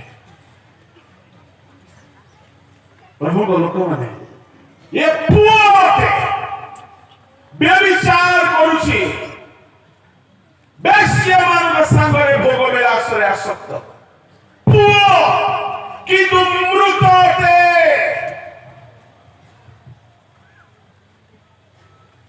ଗଛ ଜୀବିତ କାଠ ମୃତ ଅଟେ ଯଦି ଆପଣ ପରିତ୍ରାଣ ପାଇଲା ପରେ ମଧ୍ୟ ଯଦି ଏ ପୁଅ ପରି ପାପରେ ଅଛନ୍ତି ଆପଣ କାଠରେ ଘର ତିଆରି କରୁଛନ୍ତି ମୃତ ଜୀବନର ଚତୁର୍ଥ ଲକ୍ଷଣ ବାଇବଲରେ ଅନାଜ୍ଞାବହମାନଙ୍କୁ ମୃତ ବୋଲି ନାମ ଦିଆଗଲା ଆଦି ପୁସ୍ତକ ତାହାର 3 ଅଧ୍ୟାୟରେ परमेश्वर आदम हवा को कहिथिले जेउ दिन तुमे एही वृक्षर फल खाइब से दिन अवश्य मरिब 2:17-3 ଆଉ ସେ ଆଦମକୁ କହିଲେ ଯେଉଁ ବୃକ୍ଷର ଫଳ ଖାଇବା ବିଷୟରେ ଆମେ ତୁମକୁ ଆଜ୍ଞା ଦେଇ କହିଥିଲୁ ତାହା ଖାଇବ ନାହିଁ। କେବଳ ଉଦ୍ୟାନର ମଧୁସ୍ଥିତ ବୃକ୍ଷର ଫଳ ବିଷୟରେ ପରମେଶ୍ୱର କହିଅଛନ୍ତି ତୁମ୍ଭେମାନେ ତା ଖାଇବ ନାହିଁ ଓ ଛୁଇଁବ ନାହିଁ, ତାହା କଲେ ମରିବ। ଖାଇବ ମରିବ। ଏଠାରେ ଆଦମ ହବା ଅନାଜ୍ଞା ହୁଅନ୍ତେ ସେମାନଙ୍କର ଆତ୍ମିକ ଅବସ୍ଥା ମୃତ ପ୍ରାୟ ହେଇଗଲା। ବଞ୍ଚିଛନ୍ତି ସ୍ପିରିଚୁଆଲି ଡେଥ୍ କାଠ ଅଛି ଜୀବନ ନାହିଁ। ମଣ୍ଡଳୀ ଭିତରେ ଏମିତି ଲୋକ ବହୁତ ଦେଖୁଥିବେ ଆପଣ ଦିନେ ପରିତ୍ରାଣ ପାଇଥିଲେ ଏବେ ମଣ୍ଡଳୀ ଭିତରେ ଅଛନ୍ତି କିନ୍ତୁ ଜୀବନ ନାହିଁ। କଣ ଅବସ୍ଥାରେ ଅଛନ୍ତି? ମୃତ। ଦୁନିଆ ଧନ୍ଦା କରୁଥିବେ, ମଦ କରୁଥିବେ, ଦୁନିଆ ପ୍ରକାର ନିଶା ସେବନ ଚାଲିଥିବ, ଦୁନିଆ ପ୍ରକାର ଅଭିଳାଷ ପୂର୍ଣ୍ଣ ଚାଲିଥିବ, ଆଉ ପ୍ରଭୁଙ୍କ ନାଁରେ ବଞ୍ଚିଥିବେ, ନାମ ବି ଖ୍ରୀଷ୍ଟିଆନ ନାଁ ହେଇଥିବ। ପୁଅ ଆଜ୍ଞା ପାଳନ ନ କରିବା ପୁଅ, ଅନାଜ୍ଞା ବହ ପୁଅ, ଚର୍ଚ୍ଚ ନ ଆସିବା ପୁଅ, ରବିବାର ଗିର୍ଜାରେ ନ ବସିବା ପୁଅ, ବାପାଙ୍କ କଥା ନ ମାନିବା ପୁଅ, ଇଏ ବାହାରେ ବାପାଙ୍କ ଠାରୁ ଦୂରରେ ରହିବା ପୁଅ। ଯଦି ଆଜି ଏଠାରେ କେହି ଅଛ ଗିର୍ଜା ଉପାସନାରୁ ବହୁତ ଦୂରରେ ରହୁଛ, ଆପଣ କାଠ ଅଟନ୍ତି, ମୃତ। ଯଦି କେହି ଅଛ ଦିନ ରାତି ଖାଲି ମୋବାଇଲରେ ଭୋଗ ବିଳାସ ଚକ୍ଷୁ ଅଭିଳାଷରେ ଆସକ୍ତ, ଆପଣ ଖ୍ରୀଷ୍ଟିଆନ ପୁଅ ଅଟନ୍ତି କିନ୍ତୁ ମୃତ କାଠ। ଏପଟ ଅଞ୍ଚଳରେ ମଦ କେହି ପିଉନଥିବେ ବୋଲି ମୁଁ ଭାବୁଛି।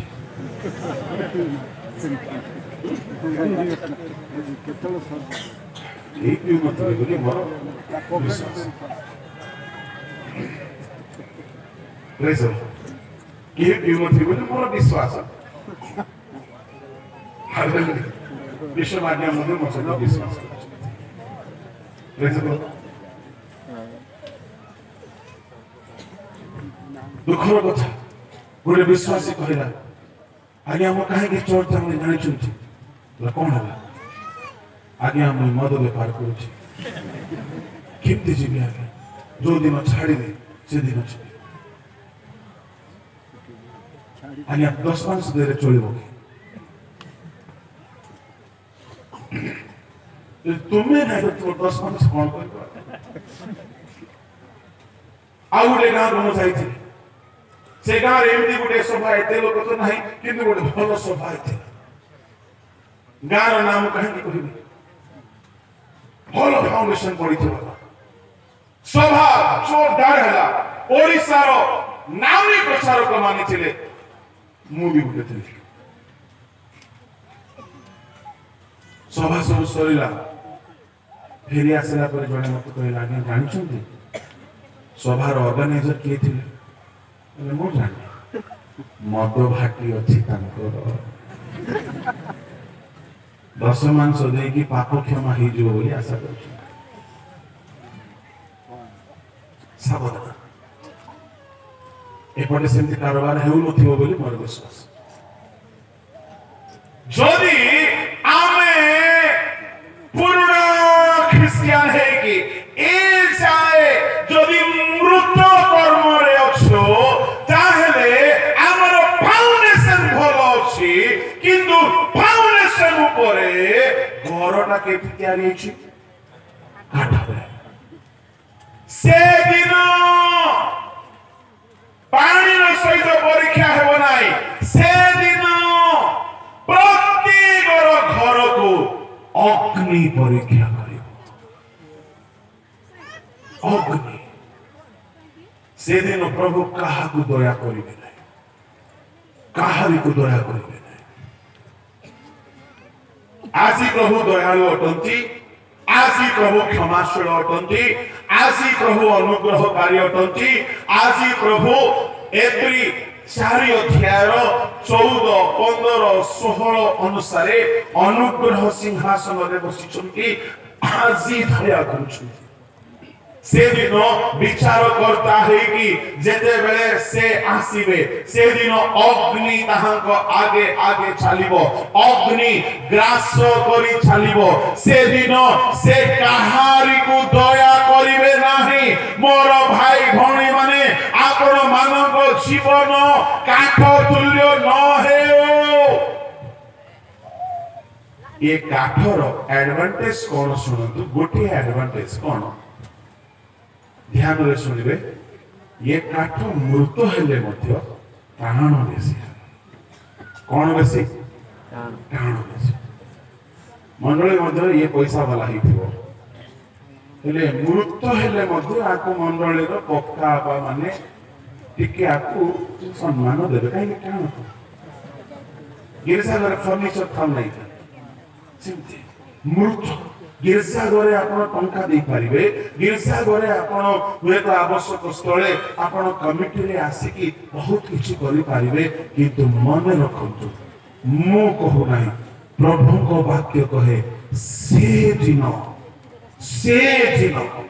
ଦୟା ପାଇବାର ଦିନ ନାହିଁ।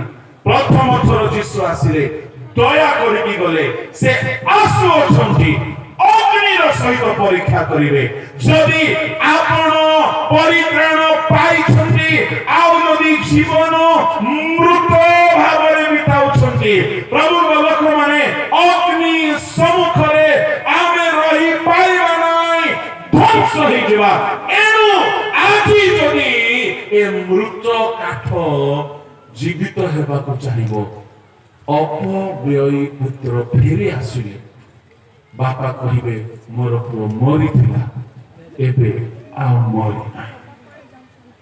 ଯଦି କେହି ଏଠାରେ ବସିଛ, ଖ୍ରୀଷ୍ଟିଆନ ହେଲେ ହେଁ କାଠ ପରି ଅବସ୍ଥାରେ ଅଛ, ମୁଁ ଆପଣଙ୍କୁ କହିବା ପାଇଁ ଚାହେଁ, ଆପଣ ଫେରି ଆସନ୍ତୁ। ମୁଁ ଆପଣଙ୍କୁ 3 ଗୋଟି କଥା କହିକି ଆଜି ସାରୁଛି।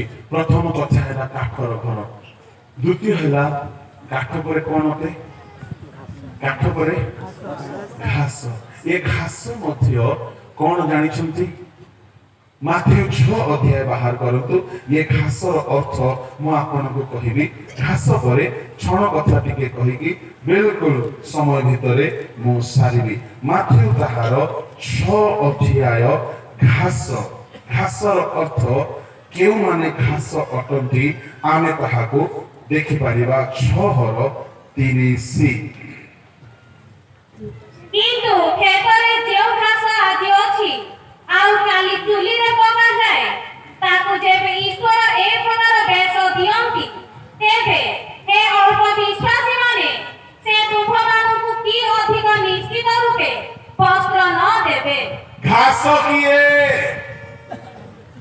ପ୍ରଭୁଙ୍କ ଲୋକମାନେ ଘାସ ବିଷୟରେ ଟିକେ ଶୁଣନ୍ତୁ। ଘାସ କଥା ଲେଖା ଅଛି 30 ପଦରେ। ଘାସ ହେଉଛି ଆଜି ଅଛି, କାଲି ନାହିଁ। ସମସ୍ତେ କୁହନ୍ତୁ, ଆଜି ଅଛି, କାଲି ନାହିଁ। ଏଇଟା ହେଉଛି ଘାସ। ଏହାକୁ ଯଦି ଆମେ ନାମ ଦେବା, ଅସ୍ଥାୟୀ ଖ୍ରୀଷ୍ଟୀୟ ଉଦ୍ଯୋଗୀ ଜୀବନ। ଆଜି ଅଛି, ବେଳେ ବେଳେ କେହି ଆଜି ଧୁମଧାମ ପ୍ରାର୍ଥନା କରନ୍ତି, କାଲିକି ଆପଣ ମାନେ ଖାଲି ନାହିଁ ବୋଲି କୁହନ୍ତୁ। ଆଜି ପୁରା ଗିର୍ଜା ପ୍ରାର୍ଥନା କରନ୍ତି, କାଲିକି ନାହିଁ। ଆଜି ବହୁତ ଦାନ ଦିଅନ୍ତି, କାଲିକି ନାହିଁ। ଆଜି ପୁରା ସଂକଳ୍ପ ନିଅନ୍ତି, ମୁଁ ପବିତ୍ର ଜୀବନ ବିତାଇବି, କାଲିକି ନାହିଁ। ଏମାନେ ହେଲେ ଘାସ। सभारे पूरा डिसीजन नहीं जिबे आज ठारो मो पवित्र हेबी काले की एमती लोक आपण नहंती तो जो माने आज रिवाइवल रे अछंती आ काली की नहांती आज पवित्र जीवन बिताउछंती काली की पाप रे पड़ी जाउछंती जो माने आज मद छाड़ीछंती काली की पूरी मद पिउछंती जो माने आज मिथ्या छाड़ीछंती काली की पूरी मिथ्या कहउछंती ए माने किए जोरे पड़ोसी लोक को नहीं कहते आपण घास करी नहंती तो बोलो यीशु महाराज की हालेलुया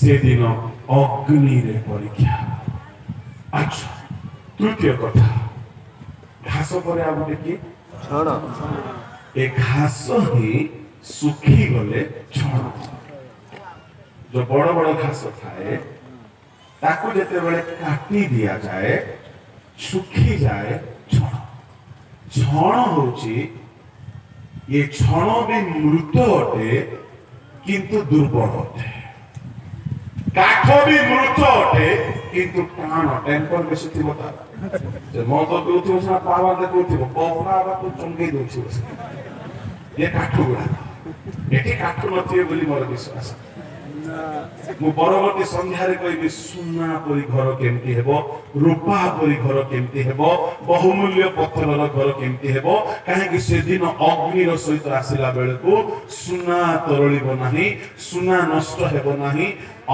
बहुमूल्य पत्थर नष्ट हेबो नाही रूपा नष्ट हेबो नाही किंतु काठ पोड़ी की नष्ट होई जीवो घास नष्ट होई जीवो छण नष्ट होई जीवो प्रभु को लोक माने प्रभु यीशु ख्रीष्ट शीघ्र आसुछंती एणो जदि आपण निजर परित्राण विहीन जीवन बिताउछंती आज ही समीक्षा करंतु केवल क्रिश्चियन हेले हेबो नाही केवल दिने प्रभु को पाइथिलु बोली कहिले हेबो नाही परित्राण पाइला परे आपण काठ परी घर बनेइछन्ते निजको ना घास परी ना छण परी प्रभु यीशु शीघ्र आसुछन्ते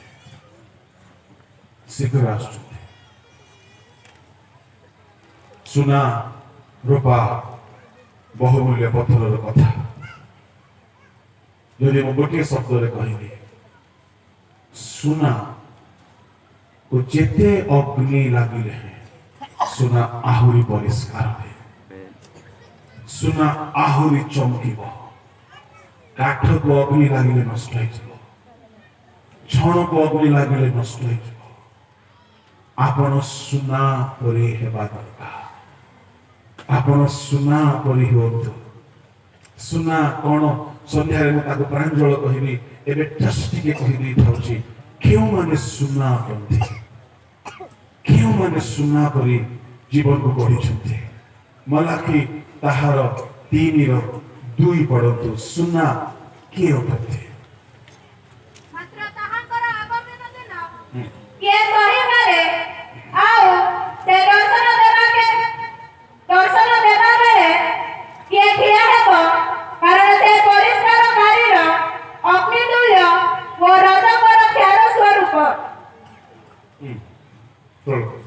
पुणे से रूप परिष्कारक ओ शुद्धिकारकर तुल्य बसिबे ओ से लेवीर संतानगण को परिष्कार करिबे ओ सुना ओ रूपा परि सेवनक विशुद्ध करिबे सुना परी पवित्र करिबे सुना अर्थात पवित्र छो आपण जेते सुना पिंदिछंती ये सुना निया देकी ही पवित्र है कि आसे यदि सुनारी निया रे यदि सुना को पकाइबो नाही से सुना केबे हेले व्यवहार बा सौंदर्य वर्धक गोटी अलंकार हेई पारिबो नाही सुना आगरु ही अग्नि को सहिची एणु सुना परि पवित्र प्रभु करंती ता माने परमेश्वर को लोक माने परित्राण ପ୍ରାଣ ପାଇଲା ପରେ ଯୀଶୁକୁ ଗ୍ରହଣ କଲା ପରେ ଭିତ୍ତିମୂଳ ସ୍ଥାପନ ହେଲା ପରେ ଆପଣ ସୁନାର ଘର ତିଆରି କରନ୍ତୁ। ସୁନା ଅର୍ଥାତ୍ ପବିତ୍ରତା।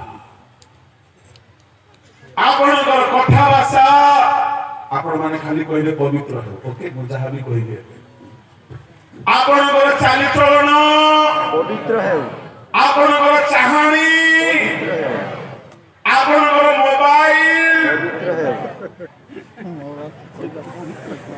ଏଇଟା କହିଲା ବେଳକୁ ହଉଛନ୍ତି କଣ?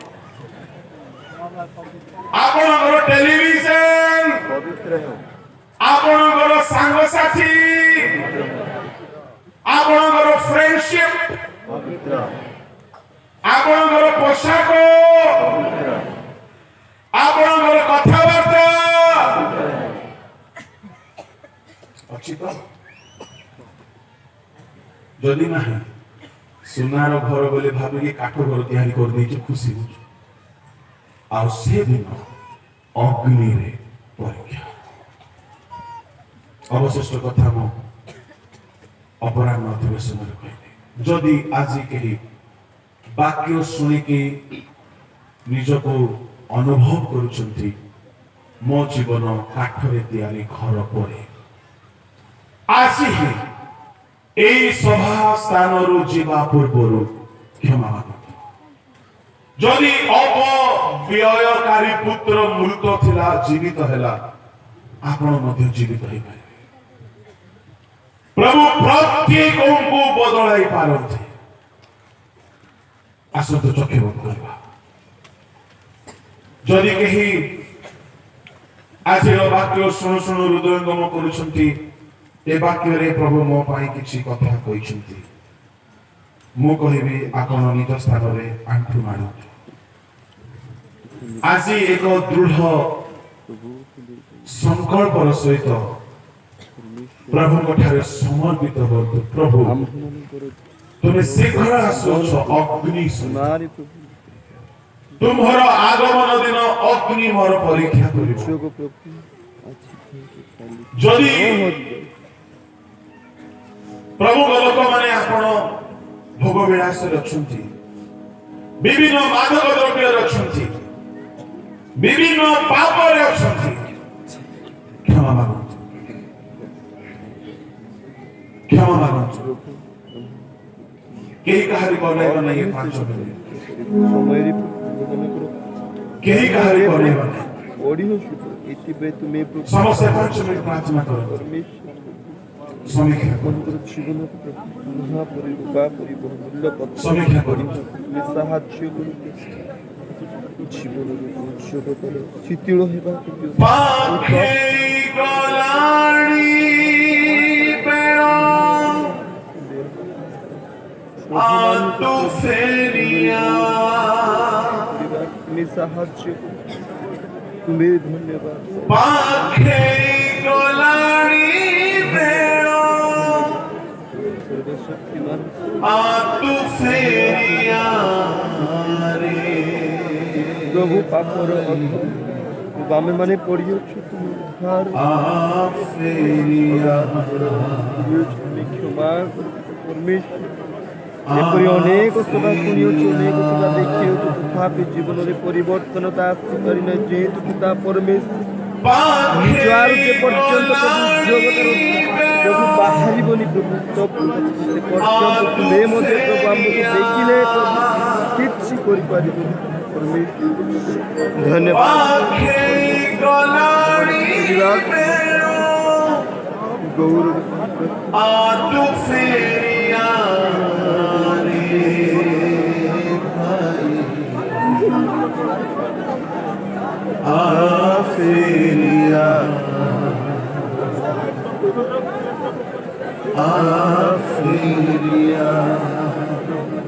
ଫେରିବାକୁ ତୁମେ ସାହାଯ୍ୟ କର। ଅନ୍ୟାୟ ପାପରୁ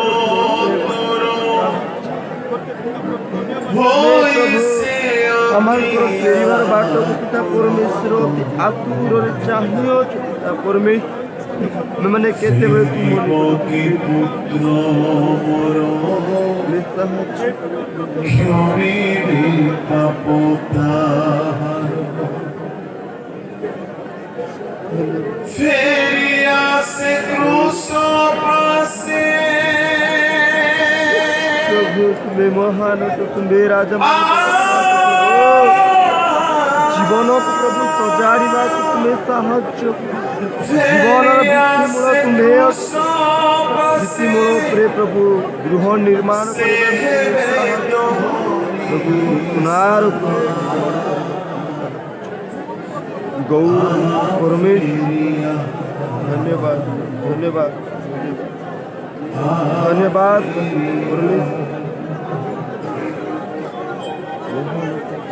पाखे गोलाड़ी पेड़ा आज फेरिया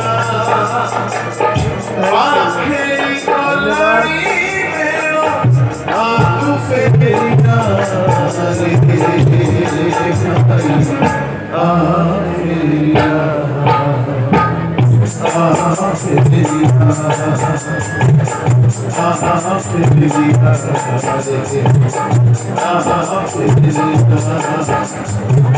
शाही शक्ति कोई से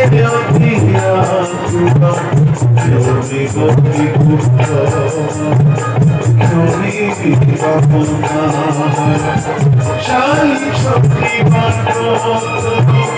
कोई से